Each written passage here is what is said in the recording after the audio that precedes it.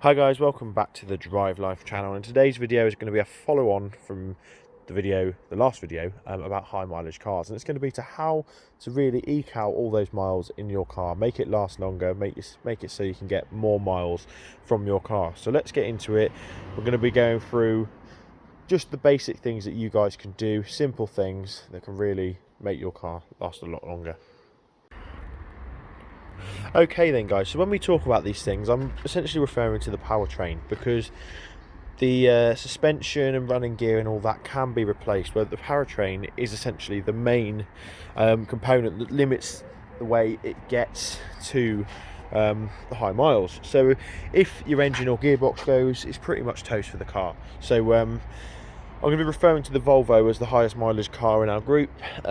This Polo has got over 110,000 miles on it, but it's just had a 52,000 mile engine put into it, so I'm not counting that. But yeah, so this is going to be how to make your engine and gearbox last forever, essentially, because you can always replace various bits. So number one is going to be oil changes. So if you type into YouTube highest mileage cars, all of the cars that have reached 1 million miles, 500,000 miles, all their owners swear by changing the oil extremely frequently. For example, on my Volvo, I change my oil every 5,000 miles, 5 to 6,000 miles, depending on budgets and stuff like that. And essentially what this does is it means that the oil doesn't have a chance to break down, and it keeps the engine as lubricated as it can be throughout its life. It also means that the engine can be cleaned out, so you can do oil flushes, which essentially removes all of the crap out of your engine to freshen it up, essentially. That's the easiest way I could put it. And it is this crap build up that essentially will cause your engine to fail. So it affects the way that the oil works. It's essentially, imagine having little sand particles in your oil. If you don't clean them out, then the new oil, although it's going to be better, it's not going to be working the best that it can be. So regular oil changes is definitely a must, as well as air filter changes as well. So if you've got a car well, every car has an air filter, but one that's relatively easy to change that at least every 10,000 miles, probably less than that if you can get away with it. I do it every other oil change, so about 10,000 miles, just because I'm lazy, really. I'm sure they can last a lot longer, but again, it's just making sure that your car is having nice clean air rather than dirty air, because essentially the more crap that goes into your engine, the worse it is for your car. So that's two little tips. Oh, you've got a bush in the way of the car. I'm going to have to come over here and stand over here. Those are just two little tips to get a bit more out of your engine. Another one is going to be for the gearbox now, and that is going to be, well, depending if it's a manual or an automatic. If it's a manual, you won't have this issue, but you will have issues with clutches and stuff. So actually, in my opinion, manuals can actually work out more expensive in the long run. You can go through 2 or 3 clutches fairly in about probably 300,000 miles, whereas an automatic, they're fairly stout, and as long as you change the fluids, like what I'm going to explain now, you should be absolutely fine. Essentially, the fluid lubricates the gearbox. Now, you don't have to do this as often as the engine oil, but I would recommend doing it every sort of 60,000 miles. Volvo, for this car, claim that the transmission oil doesn't ever need to be changed. Thanks to that lorry.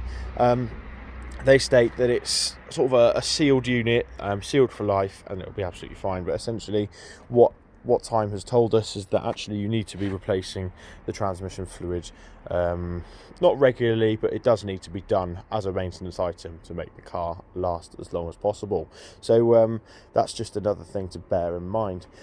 Finally then, we're going to be talking about fuels, and essentially what you put in the car, you get out. So for example, on my Volvo here, I use premium diesel, and the reason I do that is essentially it allows the engine to clean itself. It burns cleaner, and means that less of that crap gets and stays into the engine. Like I said earlier, essentially the more crap that goes into your car, such as through rubbish oil or poor air quality from an old filter, that will affect your car's longevity. So premium fuels do burn cleaner. It's scientifically proven, you can't hide from it, and for the sake of a few pence more per litre, it's definitely worth doing. So I run BP Ultimate Diesel in this, and it was really weird actually. I went for a period of not bothering, and actually the car was much more unhappy. It was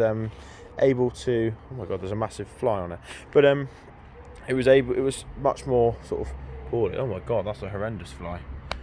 Let's see if it'll focus on it. No, it's not having it. It was like a massive, horrible horsefly thing. Anyway, so where was I? Essentially, yeah, the fuel was less good for the car. I was getting actually worse miles per gallon, so that's something to consider. So this works for petrols as well. It stops your engine. No, it still can't show me. But yeah, it's a horrible bug. But yeah, it will stop your injectors getting clogged up, everything like that, which are all bits that we just want to keep clean. Now, if your car has been run on cheap fuel, then there are ways to rectify this using products such as Red X. And I did that in one of my recent videos, actually. I actually talked about Red X, essentially explained how it works and recommended it to you guys, because what it will do is it'll actually clean your injectors and your engine for you. So we've used it on the Mercedes after we bought it, and this car's also had some as well. You can buy petrol versions as well, so yeah, that's something to bear in mind. But yeah, like I said guys, the more you sort of care for your car and invest into it, the more it will give you back. So that's it for this video. Thanks for watching. Don't forget to like, comment and subscribe, and I'll see you in the next video. Cheers.